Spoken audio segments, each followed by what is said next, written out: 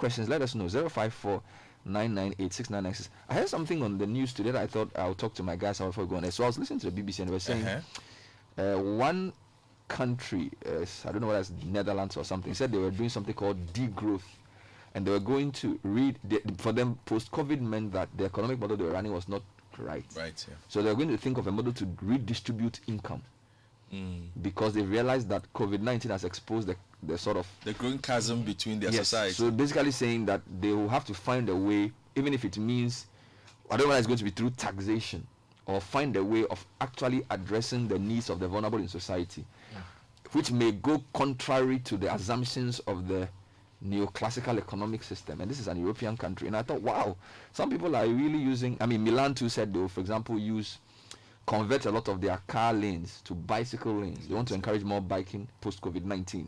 My question is, what behavioral change is Ghana thinking of? Okay, what are we thinking of doing as a country in post-COVID-19, in the way we think about poor people and the vulnerable, in the way we distribute income, in the way we plan our economy, in the way we budget, in the way we talk, in the way we do things? What is our post-COVID-19 plan?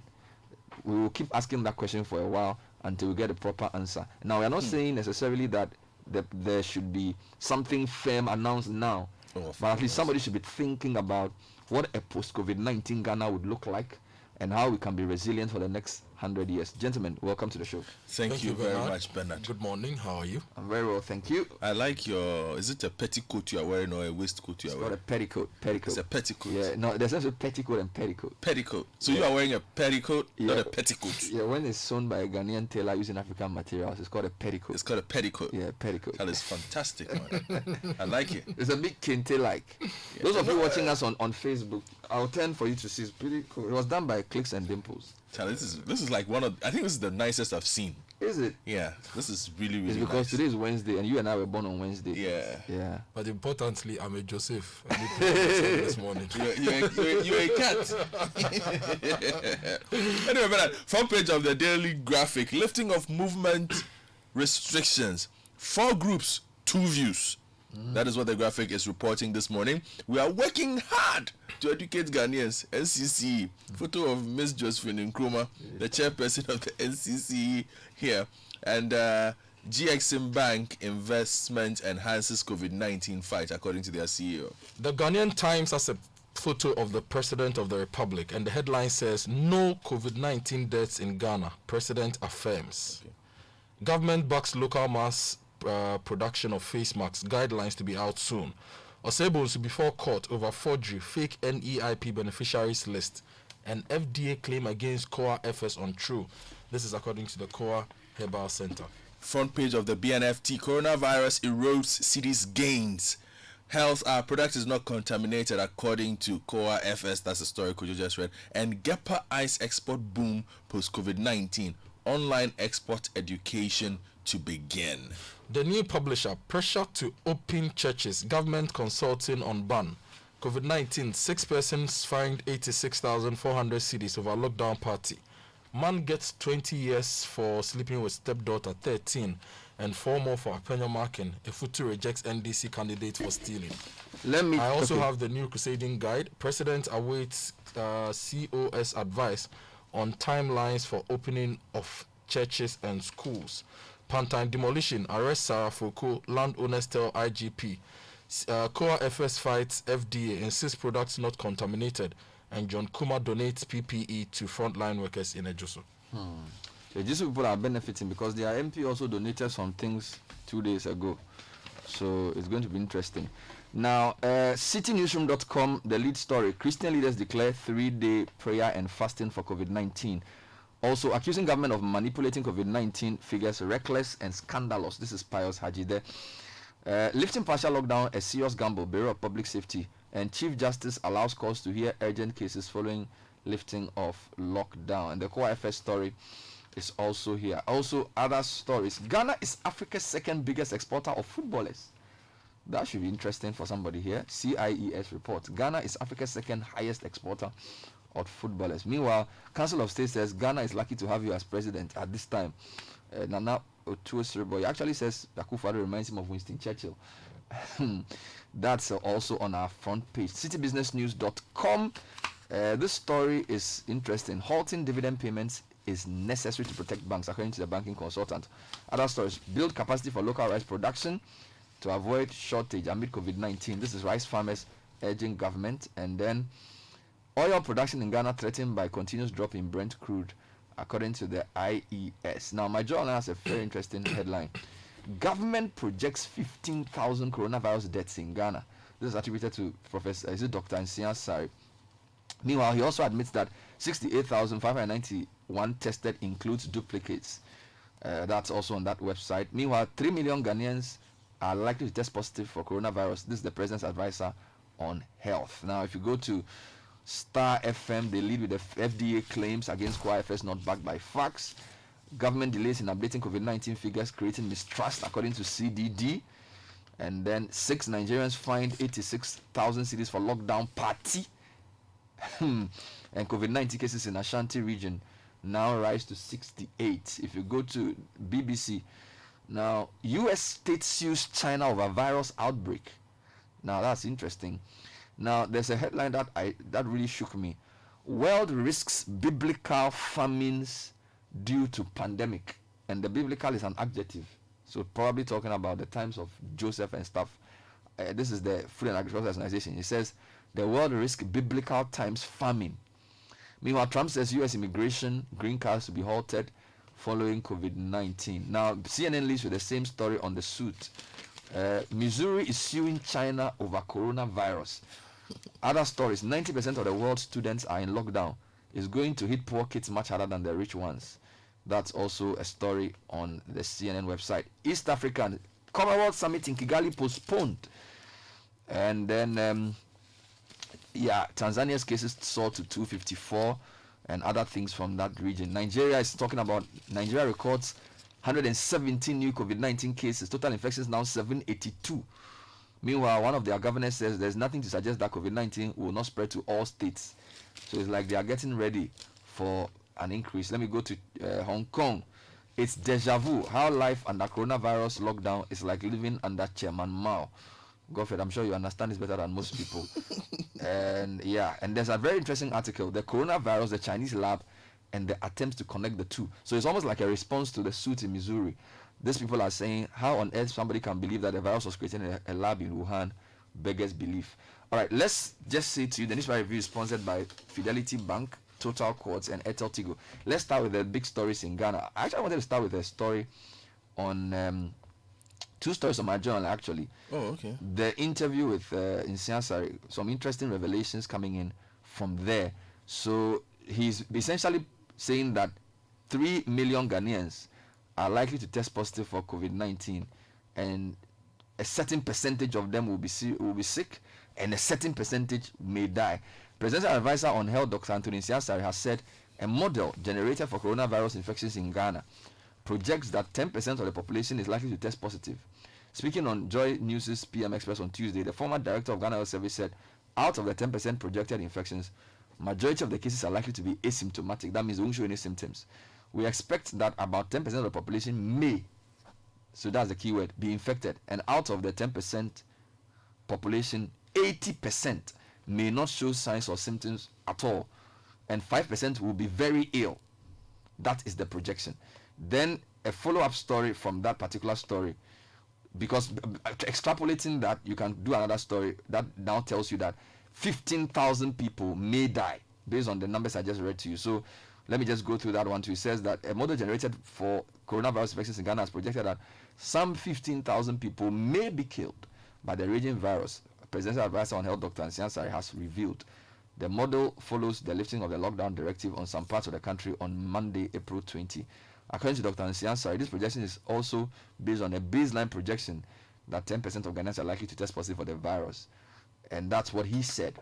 Then the other final thing I want to read from that was the cases issue, the number of tests done.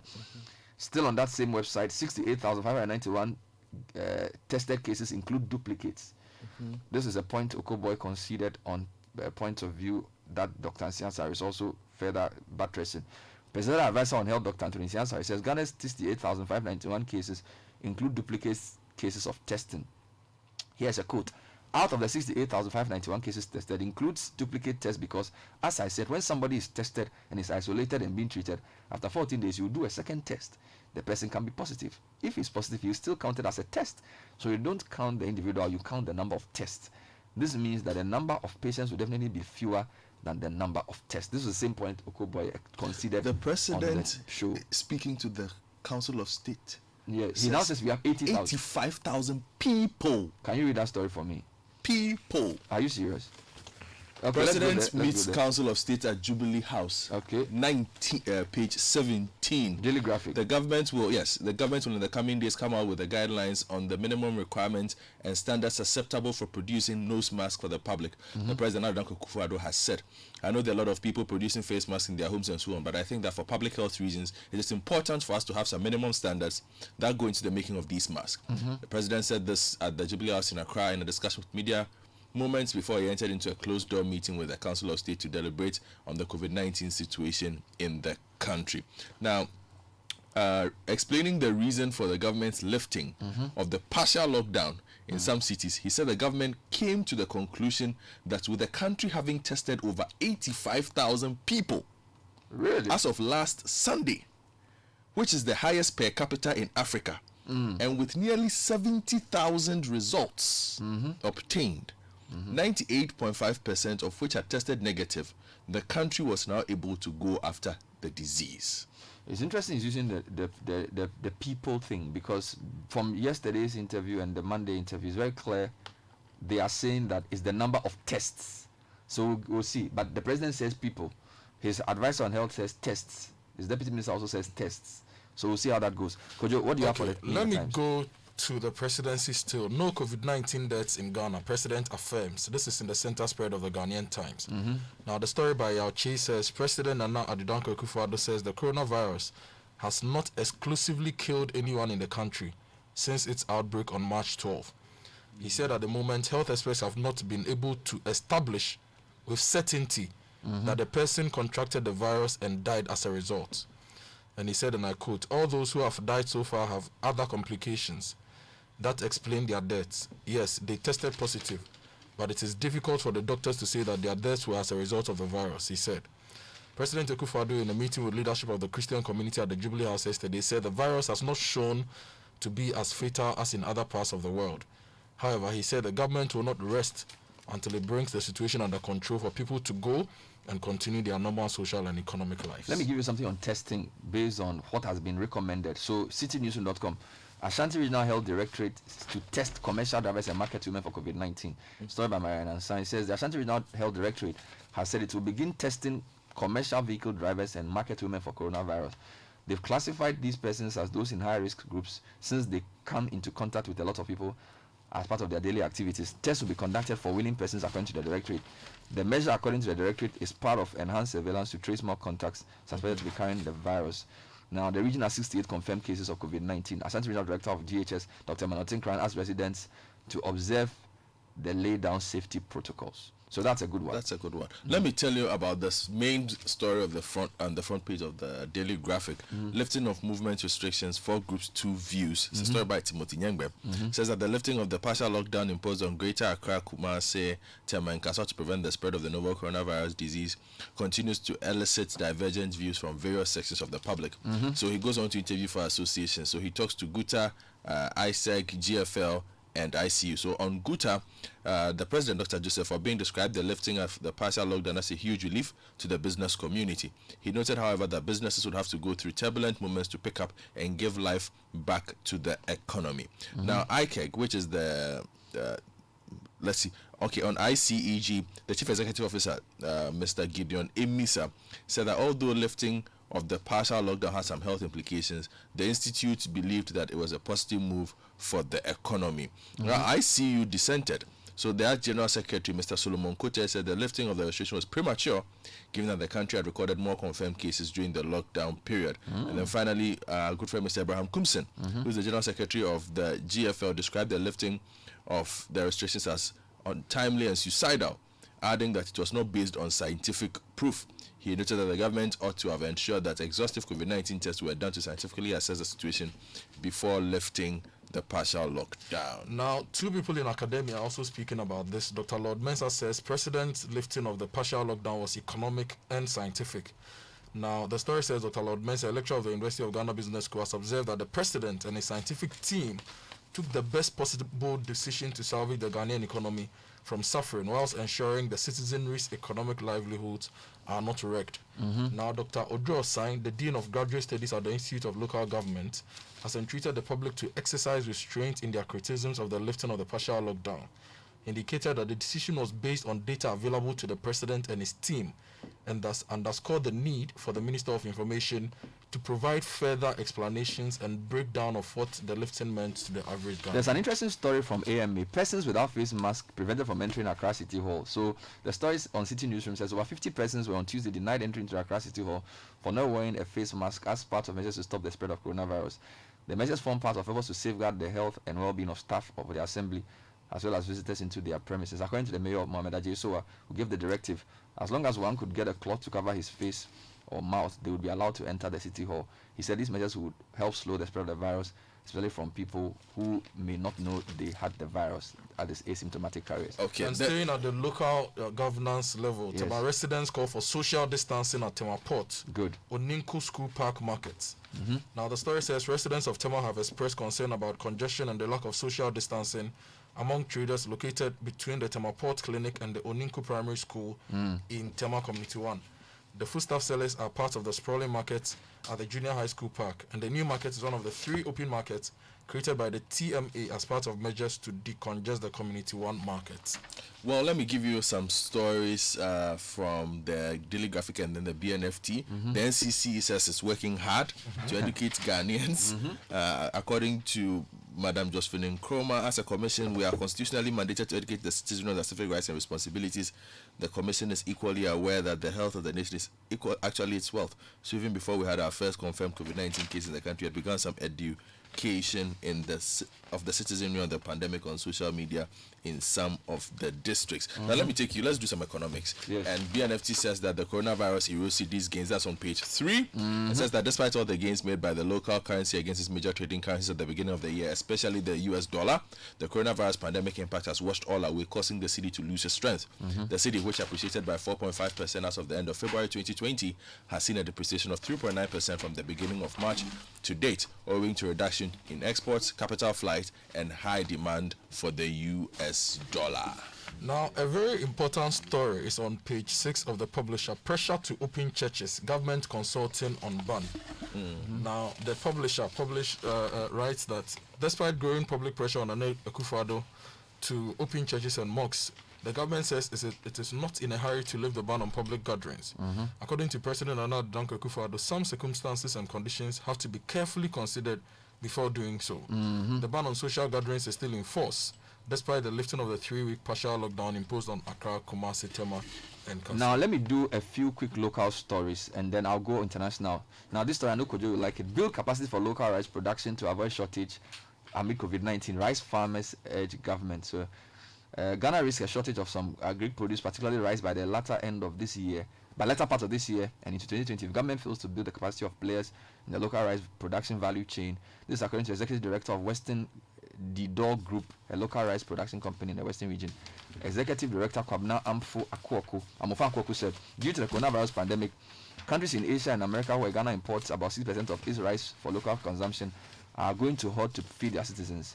Where we import our food from, especially those of rice, is basically from Asia and America. Now we know how devastating this pandemic is. This means we should expect some deficit in terms of amount we need in the country. He says Ghana should therefore invest in production of rice using the stimulus package to boost local production to save the situation. He was speaking to our Western Regional correspondent. Now, another quick one on the local scene. Christian leaders declared 3-day prayer and fasting. This is a story by Jonas Nyabo. Church leaders across the country have declared a 3-day national prayer and fasting program to see God's intervention over the outbreak of the novel coronavirus in Ghana. And this was announced at the Jubilee House. Chairman of Christian Council, Reverend Paul Boafo, said the church will do all it can to support the government. And this involves all the major church groups. I wanted to do some international stories, but I thought I would just read you a few quick things. CDD is saying that government delays in updating COVID-19 figures is creating mistrust. Right, this story is on Star FM Online. A research fellow at CDD, has bemoaned government's delay in updating Ghanaians with current figures of COVID-19 in the country. According to Kwame Sapawasi, the practice has a tendency to increase public mistrust and suspicion for government. And then they give some explanations for this. And then let me go to Citi Sports. Ghana is Africa's second highest exporter of footballers. Godfrey, I'm sure you should have known this. But you don't believe the story.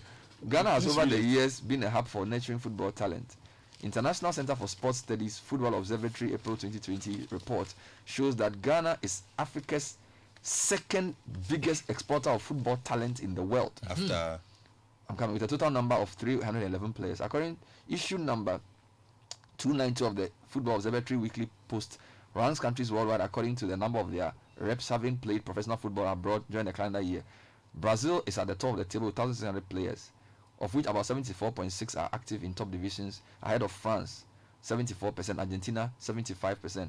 On the African continent, Nigeria is the biggest talent exporting country, total of 399 players plying their trade outside the country. Ghana follows with 311, and if you look at per capita, that means Ghana has a lot more because Nigeria has a bigger population. Ghana follows with a total of 311, which makes 67.8%. Ghana is ranked 14th globally.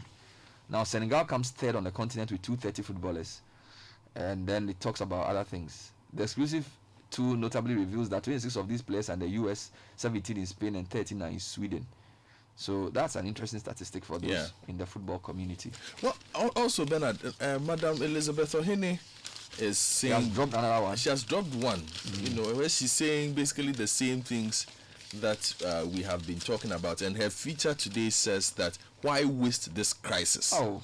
And so if you get the Daily Graphic today, page 10 on opinion, basically says the coronavirus crisis has presented us with the perfect opportunity to do something about markets in this country. It would be tragic to let this opportunity go to waste. Thank you. I have international stories that you guys will like. Okay, give me. First one, BBC, coronavirus, world risks biblical famines due to pandemic. This is the UN. Yeah, I saw it today. The world is at risk of widespread famines of biblical proportions caused by the coronavirus pandemic, the UN has warned. David Beasley, head of the World Food Programme, said urgent action was needed to avoid a catastrophe.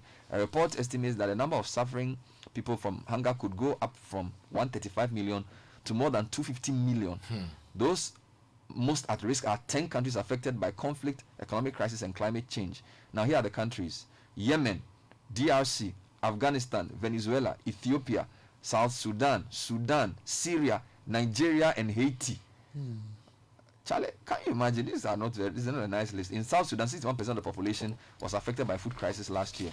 Now, the second story, hydroxychloroquine. There's a CNN story.